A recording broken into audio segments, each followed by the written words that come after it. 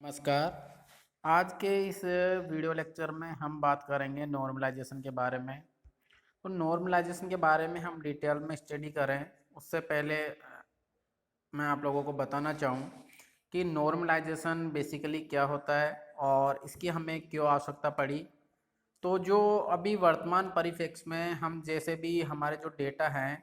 उनमें काम करते हैं तो उनमें बहुत तेज़ी से बदलाव हो रहे हैं, जिससे कि हमें नए फील्ड में जुड़ने की भी काफ़ी संभावनाएं बन रही है। और साथ ही साथ हमें जो हमारे डेटाबेस डिजाइन है उनमें इस चीज़ का भी ध्यान रखना है कि हमारे पास जो भी अनावश्यक डेटा है वो हमारी किसी भी टेबल में स्टोर ना हो, जिससे कि हमारा अनावश्यक एक स्पेस है वो कंज्यूम होता है। साथ ही साथ हमें किसी भी प्रकार का जो भी डेटा है तो उसको एक्सेस करना है तो उसके लिए भी हमारा बहुत यानी कि समय लगता है। तो जो नॉर्मलाइजेशन है इसकी सहायता से हम किसी भी जो डेटाबेस है उसमें जो हमारे अनावश्यक डेटा है उनको दूर करते हैं। साथ ही साथ यदि इसी चीज़ को हम दूसरी तरीके से एक बात करें कि यदि हमारे पास किसी भी कोई एम्प्लॉय है और उनका डेटाबेस फाइल हमारे पास तैयार है और उनकी फाइल में से हमें कोई भी हमारे जो डेटाबेस है उनकी जैसे प्राइमरी की में हमें कोई चेंजेस करना है या फिर हमारा कोई भी प्रोग्राम है उसमें हम चेंजेस करना चाहते हैं या फ्यूचर में हमें जो भी हमारी प्रोग्रामिंग हमने टेबल बनाई हुई है उसके लिए भी हमें डेटा को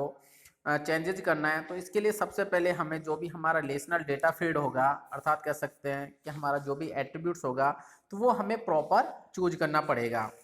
साथ ही साथ हमें ये भी ध्यान रखना है कि हमें जब भी डेटाबेस तैयार करना है तो डेटा एनालिसिस की प्रक्रिया होती है उसमें भी हमारी जो भी की होगी उनको भी चेंज करने की आवश्यकता पड़ेगी, जिससे कि हम हमारे जो भी प्रोग्राम है उसमें चेंजेस कर सकें। साथ ही साथ हमें इस चीज़ का भी ध्यान रखना है कि हमारा जो डेटाबेस में टेबल है उसमें हम कोई भी चेंजेस कर रहे हैं तो उसमें हमें कम से कम कॉलम्स क्रिएट होने की संभावनाएं रहनी चाहिए। इसके अलावा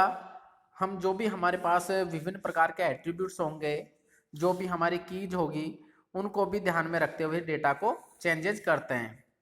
डेटा एनालिसिस की प्रक्रिया में हम हमारी जो भी सारी एंटिटीज है उनको एक प्रॉपर तरीके से अरेंज करते हैं। साथ ही साथ जो भी हम इसमें प्रक्रिया उपयोग में लेते हैं जिससे कि हम डेटा को अरेंज कर सकें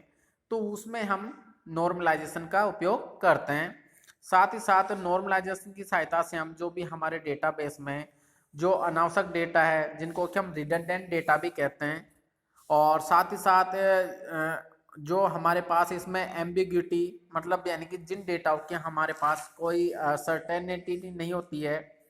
उनको हम दूर करते हैं। और साथ ही साथ इसमें अनकंसिस्टेंसी जो हमारा डेटा है उनको दूर करते हैं। अर्थात कह सकते हो कि नॉर्मलाइजेशन एक इस तरह का हमारा प्रोसेस है, प्रक्रिया है, जिसकी सहायता से हम एम्बिग्यूटी, रिडंडेंटी और कंसिस्टेंसी इन तीन प्रकार की प्रॉब्लम्स को सॉर्ट आउट करने के लिए उपयोग में लेते हैं। और इनको जो सॉर्ट आउट करने के लिए जो हम मेथड यूज लेते हैं वही हमारा कहलाता है नॉर्मलाइजेशन।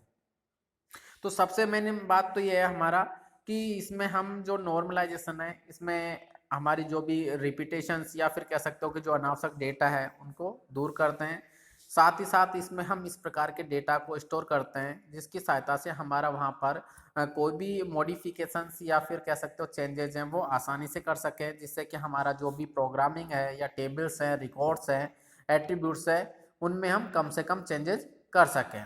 तो जो इस तरह की प्रॉब्लम्स है उनको ही हम लोग साधारण भाषा में नॉर्मलाइजेशन कहते हैं। जैसे कि आपके यहाँ स्क्रीन पर एक फॉर्मेट बना हुआ है कि नॉर्मलाइजेशन को बेसिकली आप अलग अलग ऑथर्स की बुक को स्टडी करेंगे तो वहाँ पर देखोगे कि नॉर्मलाइजेशन को हमने फोर्थ पार्ट्स में भी डिवाइड किया हुआ है और फिफ्थ पार्ट में भी डिवाइड किया हुआ है। तो यहाँ आप लोगों के सामने जो मैंने डायग्राम रखा हुआ है इसमें हम नॉर्मलाइजेशन को फिफ्थ नॉर्मल फॉर्म तक भी डिवाइड किए हुए हैं। तो इसमें हमारा जो सबसे पहले हमें कोई भी हमारा डेटा होगा वो जीरो नॉर्मल फॉर्म में होता है, जिसको कि हम अननॉर्मलाइज्ड फॉर्म भी कहते हैं। तो जो हमारा जीरो नॉर्मल फॉर्म है इसमें हम क्या करते हैं कि जो भी हमारे पास डेटा होगा उसमें जो भी हमारे कोई भी डेटा है या ग्रुप है उसमें जो भी रिपीटेशंस हो रहे हैं, अर्थात कह सकते हो कि जो हम उनको बार बार रिपीट कर रहे हैं उसको हम इसमें रिमूव करते हैं। सेकंड हमारी बात करते हैं हम फर्स्ट नॉर्मल फॉर्म की। फर्स्ट नॉर्मल फॉर्म में सबसे खास बात यही रहती है कि हमारा जो भी डेटा होता है वो एटॉमिक नेचर में होता है। एटॉमिक नेचर से मतलब है कि हम इसमें हमारे जो भी डेटा है उनको अलग अलग टेबल्स में डिवाइडेशन करते हैं। साथ ही साथ इसमें साथ ही साथ हम इसमें जो भी हमारा डेटा होगा उसमें हम जो भी हमारी पार्शियल डिपेंडेंसी है, सेकंड नॉर्मल फॉर्म में यदि हम बात करते हैं तो सेकंड नॉर्मल फॉर्म के लिए हमें पार्शियल डिपेंडेंसी को वहाँ पे रिमूव करने की आवश्यकता पड़ती है। पार्शियल डिपेंडेंसी से हमारा तात्पर्य है कि यदि हमारे पास कोई इस तरह का डेटा है, यदि मान लीजिए सपोज कीजिए कि हमारे स्टूडेंट्स की हमें परसेंट कैलकुलेट करनी है, और परसेंट कैलकुलेट करने के लिए हमने दो डिवाइड कर सका है, एक तो हमने ग्रेडिंग कर रखी है और दूसरी हमने मार्क्स के बेस पे वहाँ पे कैलकुलेशन कर रखी है। तो यदि हमें इनमें से दोनों में से मार्क्स और ग्रेड में से यदि एक भी चीज़ पता है तो उसकी सहायता से भी हम स्टूडेंट्स की परसेंटेज को कैलकुलेट कर सकते हैं, तो वो कहलाएगी हमारी partial dependency. Third normal form में हम जनरली क्या करते हैं कि जो भी हमारे पास ट्रांजिटिव डिपेंडेंसी है उसकी बात करते हैं। ट्रांजिटिव डिपेंडेंसी से हमारा तात्पर्य है कि यदि कोई भी हमारे पास एक डेटा ऐसा है जिसमें कोई भी ए डेटा है वो बी डेटा से कनेक्टेड है और बी डेटा है वो हमारा सी डेटा से कनेक्टेड है, तो उसमें हम कह सकते हैं कि हमारा जो ए डेटा है वो डायरेक्टली सी डेटा से कनेक्टेड है, तो वो कहलाएगी हमारी ट्रांजिटिव डिपेंडेंसी। इसके बाद हम बात करते हैं जो हमारे पास Boyce Codd normal form BCNF। इसमें हम हमारे पास विभिन्न प्रकार के डिटर्मिनेंट होते हैं जिनको कि हम कैंडिडेट की में डिफाइन करते हैं। कैंडिडेट की से हमारा तात्पर्य है कि हमारी जो भी कोई भी एक टेबल होगी उसमें विभिन्न प्रकार के जो भी हमारे एंटिटीज होंगे तो उनकी जो भी प्रॉपर्टीज होगी वो अपने आप में काफ़ी प्रॉपर्टीज होगी, तो उनको हम एट्रीब्यूट्स भी कहते हैं। और जो हमारे कोई भी टेबल है उसमें जो एट्रीब्यूट्स होंगे वो अपने आप में कैंडिडेट की कहलाते हैं। तो जो हमारे BCNF है इसमें हम विभिन्न प्रकार के डिटर्मिनेंट है उनको कैंडिडेट की में डिफाइन करते हैं। इसके बाद हमारे पास आती है fourth normal form. Fourth normal form में बेसिकली आप लोगों का क्या रहता है कि जो भी हमारे पास मल्टी वैल्यू डिपेंडेंसीज होती है जिसमें कि हमारे कोई भी इस तरह की डिपेंडेंसी है जिसमें एक से अधिक वैल्यूज रहती हैं, तो उनको हम इसके अंदर रिमूव करने का काम करते हैं।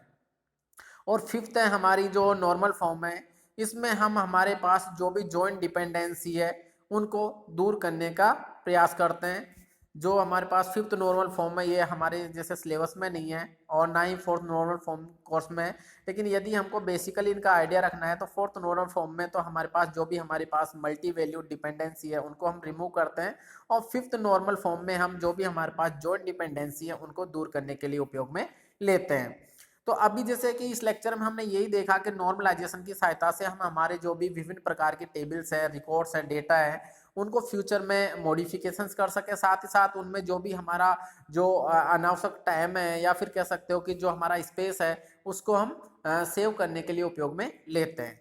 Thank you.